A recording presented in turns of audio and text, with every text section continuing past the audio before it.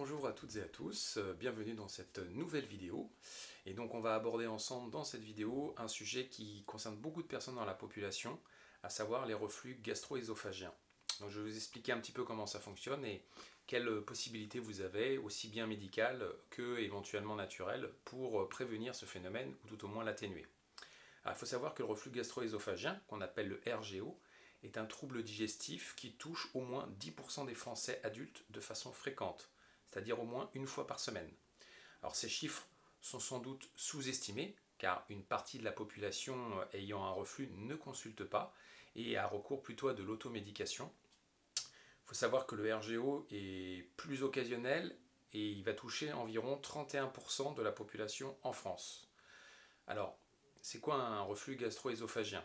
Alors, c'est une remontée en fait du liquide gastrique acide qui est dans votre estomac et qui passe dans l'ésophage, pouvant aller jusque dans la bouche sous forme de régurgitation spontanée qui va laisser un goût amer en fait en bouche, ou alors lors de postures telles que la position allongée dans la nuit qui va favoriser ces remontées acides, ou lorsque l'on se baisse et qu'il y a une pression sur l'abdomen après un repas copieux par exemple.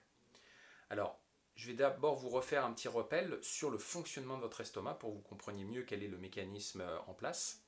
Alors, il faut comprendre une chose, c'est que l'estomac, c'est une poche, c'est votre organe qui a le pH le plus bas du corps, c'est-à-dire avoisinant un pH de 2. Donc vous avez le côté acide avec un chiffre qui va vers 1 et un pH basique qui va vers 14. Donc là, on est en milieu très acide, très corrosif. L'estomac, en fait, est seul capable de gérer des contenus si acides parce que tout simplement, il a une épaisseur de paroi de 4 à 5 cm, recouverte d'un épithélium gastrique particulier. En fait, l'estomac va sécréter un mucus qu'on appelle la mucine, qui joue le rôle un peu de tampon protecteur de la paroi contre ce pH qui est très bas, donc très agressif. Pour éviter que les liquides gastriques ne remontent le long de l'ésophage en temps normal, en brûlant la paroi de celui-ci, puisqu'il est acide, ce reflux, le sphincter, qui fait la jonction entre votre estomac et votre œsophage, va être fermé. Le contrôle en fait du relâchement de ce sphincter et donc de son ouverture ou au contraire de sa contraction se fait par l'intermédiaire de la déglutition. Alors lors de la déglutition, il faut savoir qu'il y a une onde péristaltique, donc de contraction, qui est court le long de l'ésophage, de haut en bas, pour arriver jusqu'au sphincter inférieur, dont elle entraîne l'ouverture environ 4 secondes plus tard. Alors, elle est contrôlée par un ensemble de muscles striés pour l'ésophage partie haute et de muscles lisses pour l'ésophage partie basse. De plus, en fait, le péristatisme de l'ésophage, donc son mouvement de contraction, pour aider les aliments à avancer, est contrôlé, en plus de l'innervation qui est à l'intérieur de la structure même de l'ésophage, par les nerfs vagues, qui eux dépendent du système nerveux autonome. Quand le sphincter inférieur de l'ésophage ne joue plus son rôle anti-reflux, comme un clapet, pour des raisons que nous verrons après, le liquide gastrique peut remonter le long de l'ésophage. Alors, l'ésophage, en fait, étant recouvert d'un épithélium qui, lui, ne fait pas 4 à 5 cm, il n'est pas apte à gérer un tel pH. L'acide gastrique va alors occasionner des brûlures qui, à long terme, peuvent entraîner dans certains cas des lésions précancéreuses. D'où l'intérêt de tout de suite agir lorsque l'on a ce type de problème. Alors, quelles sont les causes du fait que le sphincter ne se ferme pas correctement? Alors, la plus courante, c'est une insuffisance du sphincter inférieur qui se relâche en dehors de la déglutition, qui est normalement le déclencheur de son ouverture. La seconde cause est l'hernie hiatale, c'est le nom médical que l'on utilise, qui décrit en fait une malformation de l'ésophage ou de l'estomac qui entraîne en fait tout simplement le passage d'une partie de l'estomac au-dessus du diaphragme. Et du coup en fait le sphincter n'est plus aidé par le diaphragme, qui est un grand muscle que vous avez au niveau de la cage thoracique, pour rester fermé. Alors quels sont les facteurs de risque qui, je dirais, prédisposent les gens à avoir un reflux gastro-œsophagien? Tout simplement déjà vous avez le surpoids qui va favoriser un RGO chez un sujet présentant des faiblesses du sphincter ou éventuellement une hernie hiatale, car en fait, ce surpoids va augmenter la pression dans l'abdomen. Il en est de même aussi pour les ceintures trop serrées ou un repas trop copieux. De même, sans parler de repas trop copieux, les repas trop gras se digèrent lentement, ce qui implique qu'ils restent plus longtemps dans l'estomac. Alors, quelles sont maintenant les solutions? Tout d'abord, d'un point de vue médical, généralement, ce que vous allez rencontrer de la part de votre médecin, ce sont deux possibilités. Les antiacides, qui ont une action, je dirais, instantanée, ils agissent un peu en fait comme un pansement local de l'ésophage afin de protéger de l'action des acides qui remontent. Comme je vous l'avais dit, ces acides sont irritants et la paroi de votre œsophage n'est pas prévue pour résister à ces acides, contrairement à la paroi de l'estomac. Alors ces antiacides n'ont pas d'action sur les lésions déjà présentes de l'ésophage, ni sur la fermeture du sphincter, il faut le savoir.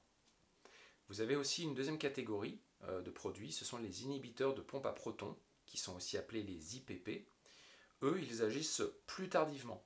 Ils diminuent en fait l'acidité gastrique sans pour autant en fait agir sur les reflux en eux-mêmes, donc sur la fermeture du sphincter. Alors un usage au long cours n'est pas forcément sans causer un problème vis-à-vis de la bonne assimilation, notamment de la vitamine B12, ainsi que de la bonne absorption du calcium pour votre structure osseuse. Donc il faut quand même bien l'avoir en tête pour prévenir ces complications. Concernant l'alimentation, alors comment vous pouvez vous orienter pour réduire ou prévenir ces RGO? Il faut déjà veiller tout simplement à éviter certains aliments qui, eux, vont augmenter les reflux car ils ont plutôt tendance en fait à décontracter le sphincter inférieur de l'ésophage.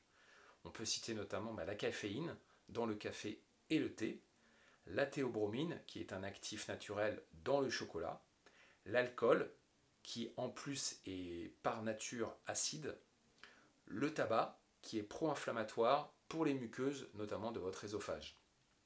Par contre, ce que vous pouvez favoriser dans votre alimentation, ce sont des aliments qui aident à lutter contre les reflux. Et là, vous avez par exemple la réglisse qui va favoriser en fait la production de mucine protectrice dans l'œsophage, mais qui est aussi fabriquée, comme je vous l'ai dit, dans votre estomac. Mais attention avec la réglisse au risque d'hypertension si vous la consommez en grande quantité. Vous avez aussi les plantes favorisant la digestion, comme l'anis, le fenouil, le carvi, la cardamome, le gingembre, le curcuma, qui en plus ont aussi une action anti-inflammatoire pour le gingembre et le curcuma.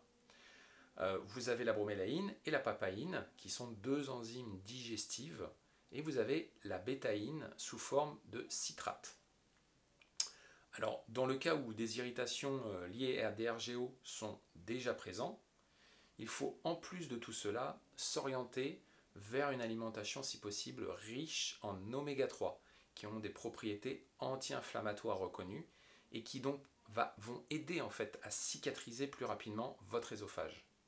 On va donc privilégier pour cela des huiles qu'on évitera soigneusement de faire chauffer, donc plutôt en assaisonnement, telles que l'huile de colza, l'huile de lin, l'huile de cameline et l'huile de noix. On encouragera aussi la consommation des petits poissons de mer, tels que sardines, anchois, maquereaux, harengs, qui sont par nature riches en oméga 3. Si vraiment en fait il vous est difficile de vous passer de viande, privilégiez des viandes blanches, donc qui sont faiblement chargées en graisse, issues de la filière bleu blanc cœur, qui est en fait un label que vous pouvez retrouver en grande surface et qui a pour particularité de privilégier une alimentation du bétail à base de graines de lin et de luzerne qui sont des sources d'oméga 3. Enfin, pour terminer, une astuce naturelle que je vais vous donner qui est intéressante pour aider à cicatriser plus rapidement votre œsophage tout en aidant à la digestion lorsque vous avez des reflux, eh bien c'est tout simplement l'usage du gel d'aloe vera qui d'une part tapisse votre œsophage et protège donc sa surface en cas de remontée gastrique, tout en ayant une action cicatrisante, donc c'est ce que l'on recherche, et d'autre part, l'aloe vera a aussi une particularité, il permet une meilleure digestion car il contient naturellement beaucoup d'enzymes digestives.